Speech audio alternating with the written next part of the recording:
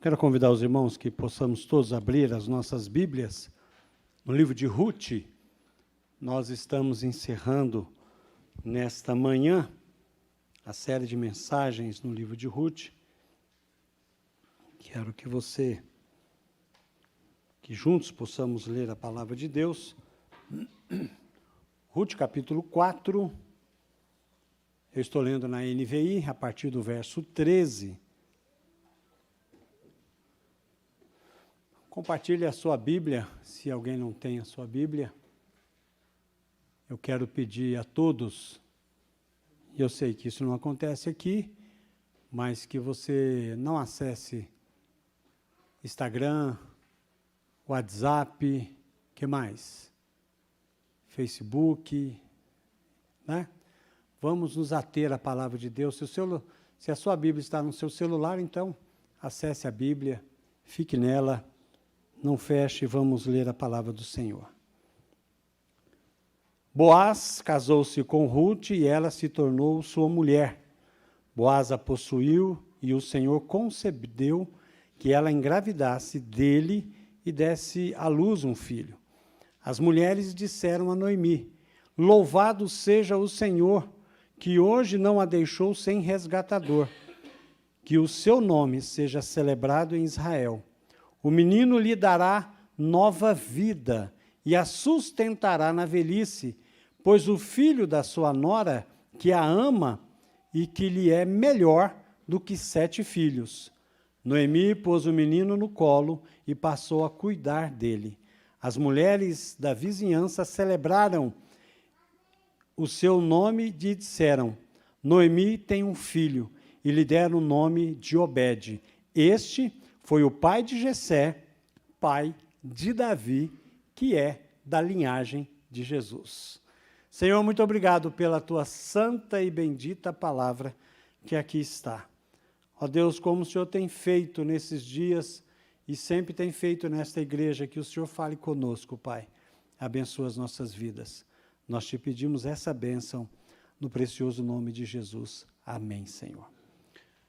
O pastor Neto, nesta manhã, está pregando na primeira igreja batista da Pauliceia, do pastor Gileade. Então, pede para avisar os irmãos que nesta manhã não estará aqui, mas à noite nós teremos o culto especial aqui, onde nós vamos encerrar o mês da família. E nós queremos convidar você, que talvez não tenha muito costume de vir à noite, venha de manhã, mas eu quero convidar você que você venha à noite. Traga a sua família. Tenho certeza que Deus tem uma mensagem especial para você e teremos um tempo de louvor, de oração e de intercessão pelas famílias. Então, nós queremos convidar você que está nos ouvindo neste momento, que traga a sua família e sejamos abençoados pelo Senhor. Amém? Porque eu vou te falar uma coisa para você. O diabo quer destruir as nossas famílias. Ele tem trabalhado para isso, ele tem lutado por isso. Mas nós somos mais que vencedores por meio daquele que nos amou. E nós passamos por lutas, passamos por dificuldades, e mais ou menos como a história de Ruth, né? E como a história de Noemi, e como a história desse livro de Ruth começa conosco pensando e lembrando que, rapidamente, que o livro começa com um tempo de fome, começa falando sobre morte, começa falando sobre luto, começa falando sobre 3 viúvas que perderam os seus esposos, começa falando sobre um homem que toma uma decisão, até onde nós entendamos um tanto quanto equivocada, quando ele decide sair de Belém, da casa de pão, da terra de pão, para buscar alimento em outro lugar, e ali ele acaba morrendo, os seus filhos também, Quilion e Malom, que os seus nomes identificam como pessoas frágeis, doentes, talvez por conta da fome, cresceram doentes, vieram a morrer também, e deixaram viúva as suas esposas, e então, Noemi, decide voltar para Belém, para Judá, e chegando lá, quando as suas amigas, suas vizinhas, o seu clã, a sua família disse: Noemi está aqui, ela disse: não me chame mais de Noemi, que significa agradável, mas me chame de Mara, porque Deus tornou a minha vida amarga. Para Noemi, Deus havia abandonado ela, porque Deus não falava com ela, e Deus não se revelava a ela. Mas Deus, em todo o tempo, nós vamos ver aqui que há uma reviravolta na vida de Noemi. E aquilo que parecia tempo de tristeza se torna tempo de alegria, porque a última palavra na nossa vida, a última palavra na vida daquele de quem crê em Deus, a palavra é de Deus. E Deus nos fala algo muito interessante na sua palavra, quando Ele diz, sou eu que sei o pensamento que tenho a vosso respeito, pensamentos de paz, pensamentos de vida, e para lhe dar um futuro que você seja abençoado. É assim que nos diz a palavra de Deus. Então nós queremos pensar, e eu quero pensar com você nesta manhã, sobre 3 pontos que está acontecendo aqui neste último capítulo, no capítulo 4, em que elas retornam para Belém, e retornando a Belém, ela vai dizer, a Noemi vai dizer às suas noras, olha, vão para casa dos seus pais, porque eu não tenho nada, eu vou virar mendigo, né? Não tenho quem cuida de mim, ainda mais com vocês, vão procurar outros casamentos. E órfã, por um tempo, chorou muito, mas despediu dela, voltou para os seus pais. E Ruth, então, diz que não ia voltar, olha, não me faça retroceder, porque eu não vou te largar, não vou te abandonar, o seu Deus é o meu Deus, o seu povo é o meu povo, nós vamos juntos, vamos acontecer o que acontecer, nós estaremos juntos.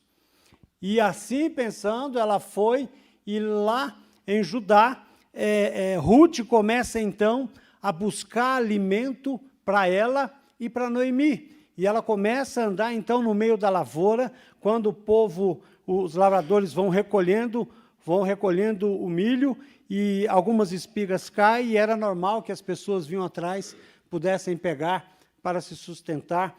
E Boaz ali está, que seria aquele que ia resgatar a família, e começa então a abençoar a vida de Ruth, começa então a abençoar a vida de Noemi, e ali você vê Deus trabalhando a tal ponto de quando ele conhece, ele sabe quem é Noemi, e que ele sabe quem é Ruth, e ele então decide então comprar as terras de Noemi para então poder resgatar, mas tem alguém que está na frente, e ele chama essa pessoa, amigo, senta aqui com algumas testemunhas, e ele vai dizer, olha, tem a terra lá de nosso irmão, e que Noemi está vendendo, então você deve comprar, porque você está na frente. Falou em comprar em terra, o camarada falou o quê? É claro que eu quero, né? Deixa comigo que eu assumo. Mas saiba você que quando você comprar essa terra, você estará assumindo a viúva, né? E a sua nora. Falei assim, estou fora. Né? A sua sogra. Estou fora. Então, eu não quero. Pega você, assume você. Tira a sandália, que era um costume da época, entrega a sandália, fique tranquilo, pode assumir. E é o que Boaz quer. Ele realmente quer isso, ele compra as terras, e aí entra no texto em que nós lemos, em que Boaz casa com Ruth, e então Deus restaura a sorte de Noemi. Vejamos o texto. Boaz casou-se com Ruth, e ela se tornou sua mulher. Boaz a possuiu, e o Senhor concedeu que ela engravidasse e desse à luz um filho. Deus intervém onde a capacidade humana acaba. E aqui está algo que nós podemos ver, que o texto aqui diz algo muito interessante. Boaz casou-se com Ruth, mas Deus concedeu que Ruth engravidasse. Durante 10 anos em Moabe, Ruth não havia sido estéril. Boaz fez a sua parte, casamento é resgate, mas o milagre da vida veio estritamente através de Deus. Deus dando vida, Deus dando esperança, Deus dando algo que talvez estivesse morto, mas que Ele pode dar, e pode restaurar, e pode ressuscitar, e pode dar nova vida. E é o que Deus faz aqui. O que nós aprendemos aqui? Nós aprendemos algo muito interessante aqui, que tem coisas que nós não podemos fazer, que talvez possa sair da nossa capacidade humana de realizar, ou de transformar, ou de mudar uma situação que está adversa, mas Deus está presente, e quando nós confiamos em Deus, Deus é capaz de transformar aquilo que pode até parecer estar morto. Existia 2 amigos que estavam conversando. Eu tentei colocar minha aliança no dedo de cá, mas se eu colocar depois eu não tiro. E ele foi conversando com o amigo dele, e o amigo dele observou que a aliança dele estava no dedo errado. Mas lá atrás, não aqui, porque aqui não vai entrar. E ele estava conversando, e o amigo dele achou estranho aquilo, né? Essa aliança aqui no dedo. Eu conheço algumas pessoas que usam aliança aqui, no dedo do meio. E ele olhou. Aí o amigo dele ficou tão incomodado e falou assim: me desculpa, mas a sua aliança está no dedo errado. Não é aí que põe a aliança. E ele falou assim: a minha aliança está no dedo errado porque eu casei com a pessoa errada. Por isso que a minha aliança está aqui. E o amigo dele disse o seguinte: não há pessoa errada e nem há pessoa certa no casamento. Há pessoa. Há o cônjuge. E mesmo que você, na sua cabeça, tenha casado com a pessoa errada, mas se você tiver a atitude correta, aquilo que para você pode ser errado, se transformará pelo milagre de Deus na pessoa certa. Então, quando nós olhamos algumas situações na nossa vida, que nós não temos soluções para aquilo, seja no casamento, seja no trabalho, seja na saúde, seja qualquer questão em que você possa estar vivendo no momento, se você confiar em Deus, se você se entregar a Deus, se você descansar na ação de Deus, Deus é capaz de transformar aquilo que está sem esperança em esperança. Aquilo que não tem vida, colocar vida. Aonde não tem amor, Deus é capaz de pôr amor. Aonde não tem entendimento, aonde há infidelidade, Deus é capaz de estabelecer o perdão e restaurar aquilo que está quebrado. Eu disse aqui no início que o diabo está lutando para destruir as nossas famílias. Em todo o tempo. Você abre o celular e esse, eu creio que é um dos grandes vilões hoje em dia, que não há mais diálogo em casa, não há mais conversas em casa, não há mais entendimento, não há mais brincadeiras, não há mais intimidade, porque os casais estão cada vez mais, cada um vivendo no seu mundo, no mundo ilusório, no mundo de mentiras, aonde buscam prazeres, aonde não está, sendo que o prazer do casal deve estar um com o outro, na sua intimidade, na sua intimidade, para que eles sejam abençoados, porque essa é a vontade do Senhor para a vida da família, e quando isso não acontece, o afastamento, a separação, acaba se tornando uma opção. E aí, quando isso acontece, o diabo bate palma, porque é isso que ele quer, destruir a sua família. Mas quando Deus está no negócio, e quando ambos buscam a Deus, Deus é capaz de transformar aquilo que está destruído. Qual a nossa parte neste processo? Orarmos, nos posicionarmos na vontade do Senhor, conhecer a vontade do Senhor, deixar de preguiça, ler a Bíblia, ler bons livros, no qual você pode ser abençoado. Essa semana, o Carlinhos estava vendendo ali um livro que o pastor Gregory nos orientou para que pudéssemos ler. Eu comprei 2, estou querendo comprar 3, se alguém estiver vendendo, fala comigo, estou precisando de mais um. E nós estamos lendo em casa, eu e minha esposa. porque é necessário investir no nosso casamento. Casamento não é somente ter um lar, ter uma família, não é somente ter filhos, e depois que os filhos batem asas, ou se mesmo se os filhos estejam, a gente para de investir no nosso casamento. Casamento deve ser uma planta e reconhecer que é uma planta frágil e que precisa ser cuidada todos os dias. Por que eu estou insistindo e por que nós insistimos em encontro de casais, retiro de casais, que é muito importante, que foi uma bênção para todos aqueles que puderam participar. Se você não pôde participar, domingo que vem nós teremos o lançamento e você pode e deve participar, todos devem participar, todos devem ser abençoados e investir no seu relacionamento para que a sua vida seja abençoada.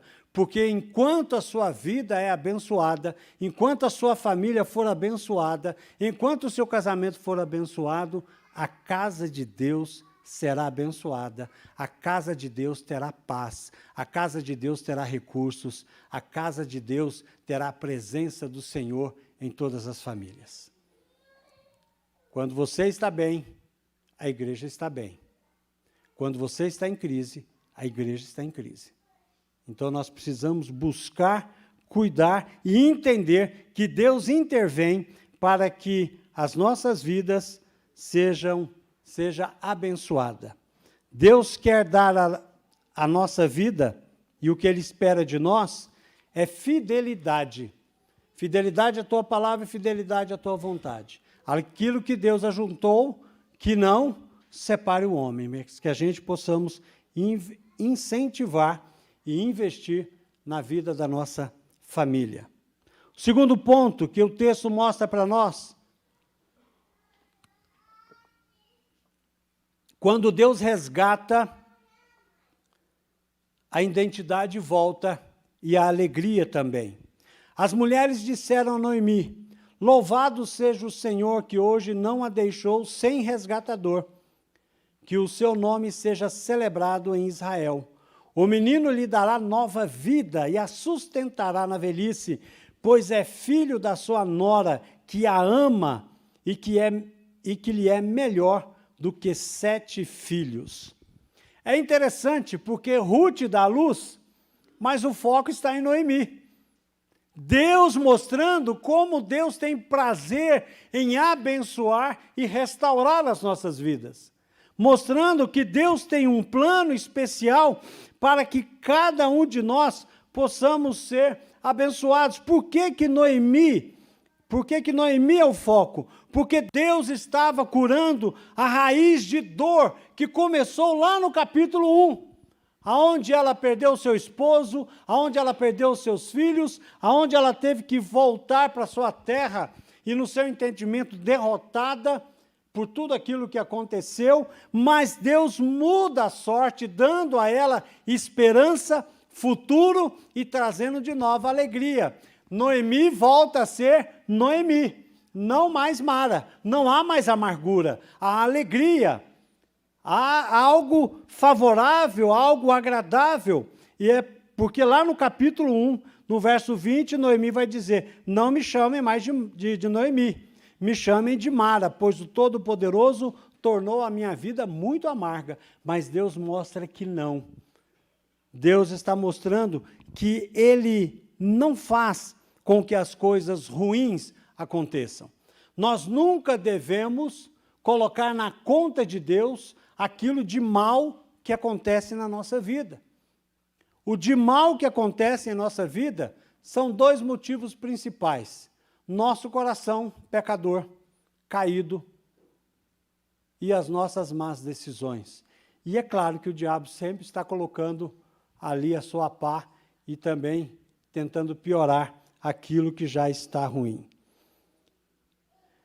Mas o texto mostra para nós que aquela mulher que saiu viúva, que saiu sem os seus filhos, que saiu de colo vazio, agora recebe uma criança que é tida como seu neto. E ele e ela pode, então, ser abençoada. E ela toma aquela criança em seus braços e passa a cuidar dessa criança, que se torna, então, também aquele que vai sustentá-la na velhice. Quando nós falamos sustentar, nós falamos em tudo, família formada, porque não tem nada mais especial que Deus colocou para nós do que a nossa família. Eu lembro que, quando em 2002, 2003, eu descobri que eu tinha um nódulo no pulmão, e quando eu descobri que o nódulo estava no pulmão, e a primeira diagnóstico da médica que era câncer, e aí eu fiquei preocupado, fiquei chorando, comecei a sentir uma dor aqui, do lado esquerdo, doía, eu fui no médico e falei para o doutor, está doendo aqui, ó, dói aqui e tal. Aí ele olhou o raio-x, não, mas é do lado direito, não é do lado esquerdo. Eu vi ao contrário, mas olha como é que fica a nossa cabeça. E eu pensava só numa coisa, quando eu estava internado, em ser cuidado. E a coisa mais importante, quando alguém está doente e vai no hospital, sabe qual é o maior medo de um paciente? É ser maltratado. Qualquer hospital que você for. O medo do paciente não é medo do tratamento, mas é o medo de ser maltratado lá no hospital. E, para mim, eu contava as horas quando a Clarete ia chegar, porque ela não poderia ficar lá, e quando ela chegava lá, para mim era uma alegria, quando ela ia embora, para mim era uma tristeza. E eu vi ali o tanto que a família é importante. Para mim, a família é a presença de Deus no lar. É Deus abençoando, é Deus cuidando, é Deus mostrando o seu amor. E aqui, Noemi está vendo que aquele colo que estava vazio, agora está cheio. E é interessante porque as mulheres falam, a sua nora, ela vale mais do que 7 filhos. Que verdade profunda isso aqui. Meu pai sempre falava, um filho, um pai ou uma mãe, é para 10 filhos, 10 filhos não é para uma mãe, não é para um pai. Infelizmente, isso é uma verdade. E aqui está provando que aquela nora amava e cuidava da sua sogra como mais do que 7 filhos, se ela os tivesse.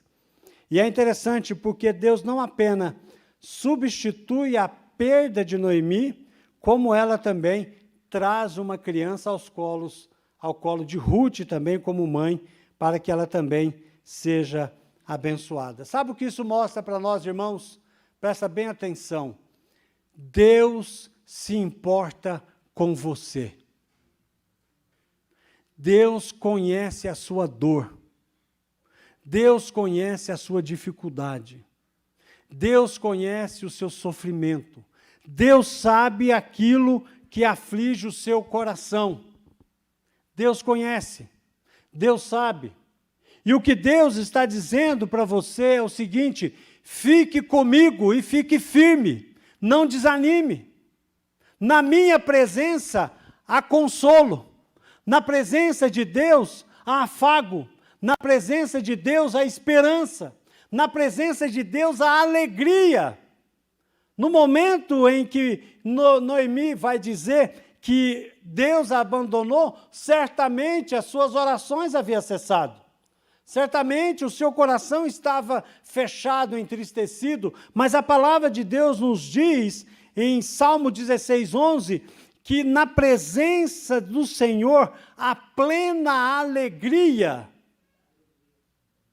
E a alegria do Senhor é a nossa força. Por isso que nós, como servos de Deus, como filhos de Deus, podemos entender que se estamos vivendo um tempo de tristeza, Deus é poderoso para colocar paz e alegria em nosso coração. Mas é necessário nós ficarmos firmes no Senhor. É necessário nós caminharmos juntos com o Senhor.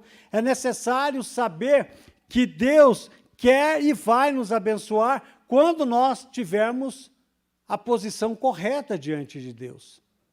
Conhecemos as promessas de Deus e vivemos na presença de Deus. Há momentos de tristeza, há momentos de tristeza, há momento de luto, há momento de luto, há momento de apreensão, há momento de apreensão, mas há momento de esperança também. E quando nós estamos na presença do Senhor, nós sabemos que o Senhor tem cuidado de nós. Sabe por quê?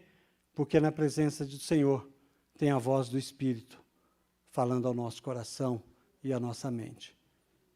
Mas quando nós nos afastamos de Deus, nós silenciamos o Espírito Santo e paramos de ouvir a voz de Deus e começamos a ouvir as coisas que este mundo tem para nós.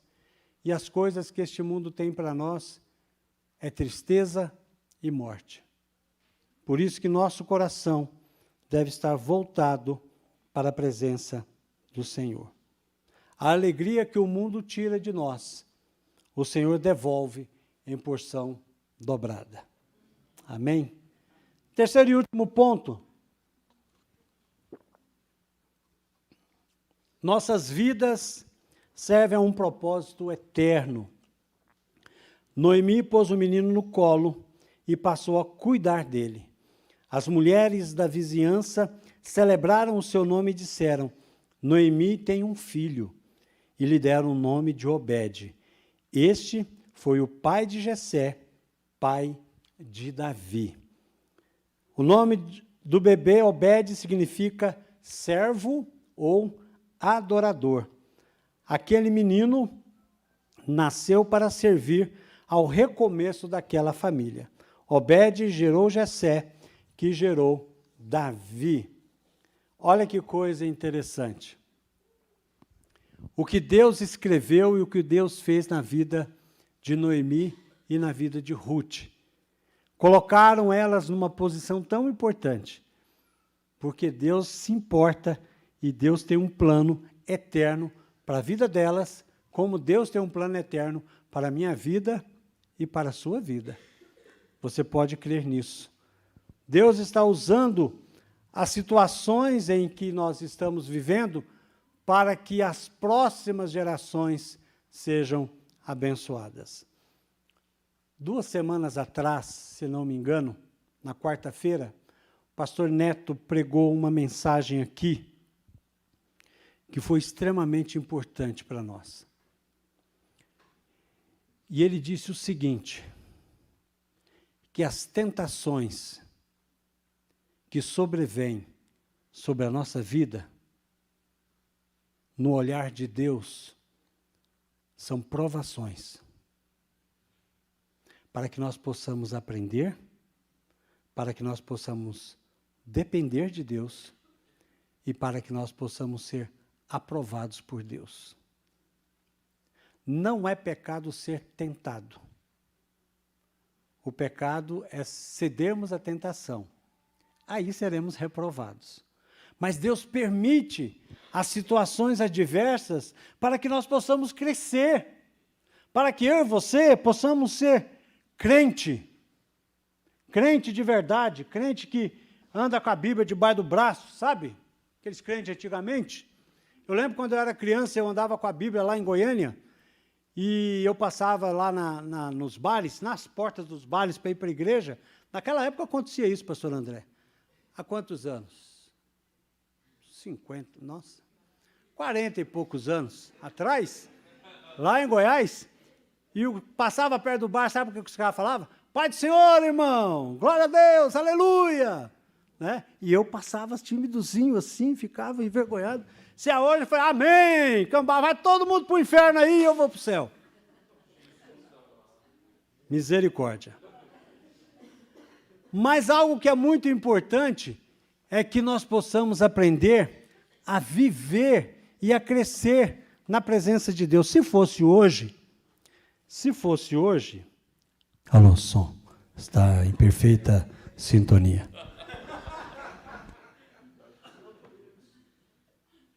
Nós precisamos ajustar isso aqui. Mas o que nós aprendemos é que Deus permite as dificuldades para que nós possamos crescer, meus irmãos.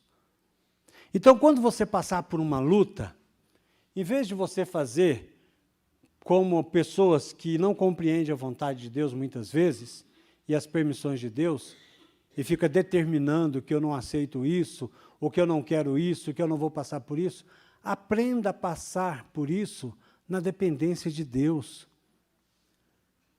Porque no momento em que Sadraque, Mesaque e Abidnego foi lançado na fornalha, eles não estavam sozinhos lá. Deus estava com ele.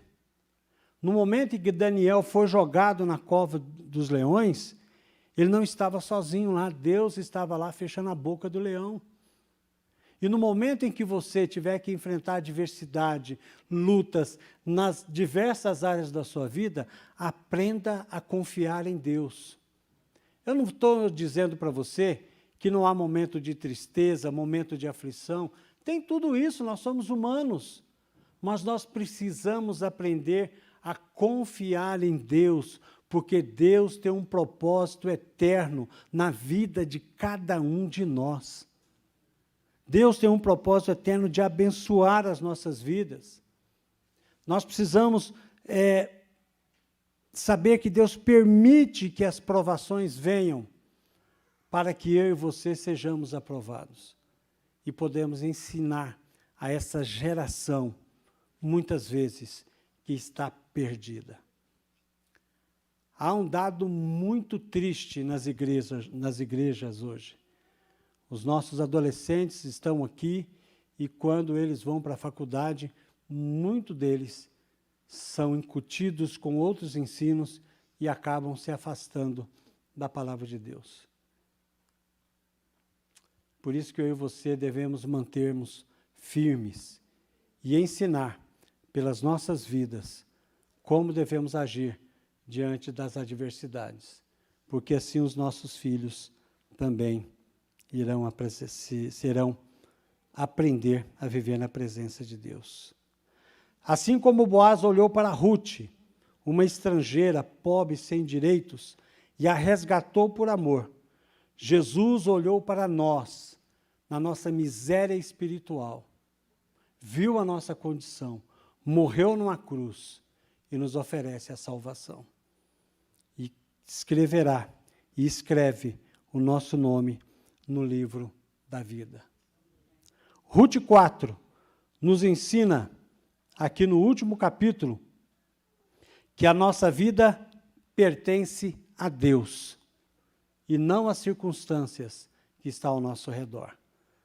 As lutas, as dificuldades vão passar, mas a nossa vitória já está garantida em Cristo Jesus. Que Deus nos abençoe. Que Deus abençoe a sua família, que Ele derrame sobre a sua família a bênção da sua presença.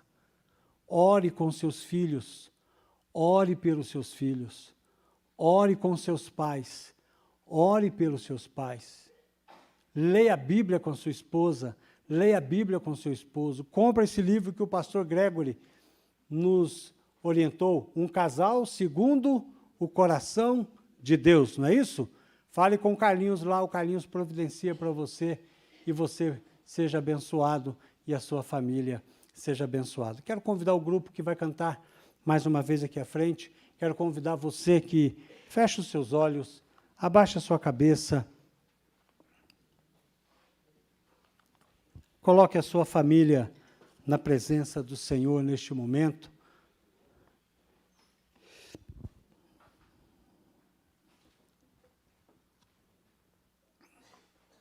Pense nas suas lutas, nas suas limitações, nas suas dificuldades. Mas pense também que Deus está presente aqui. Apocalipse capítulo 1 diz que o anjo do Senhor, Jesus, ele anda no meio da igreja. E sabe o que Jesus fala? Eu conheço você. Eu sei quem você é. Eu sei qual a sua aflição. Eu sei qual a sua dificuldade. E eu estou aqui porque eu quero abençoar a sua vida. Tenha fé. Tenha fé que Deus é capaz de mudar a sua vida.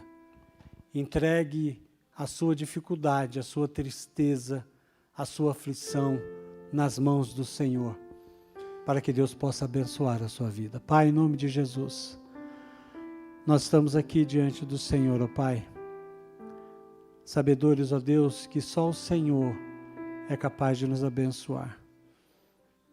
Sabemos, ó Deus, que muitas vezes nós ficamos em dúvida, nós desacreditamos, a nossa fé tropeça, nós falhamos, Mas eu sei, ó Deus, que mesmo que nós falhamos em nossa fé, o Senhor é fiel para nos abençoar, Pai. Nós te louvamos por isso.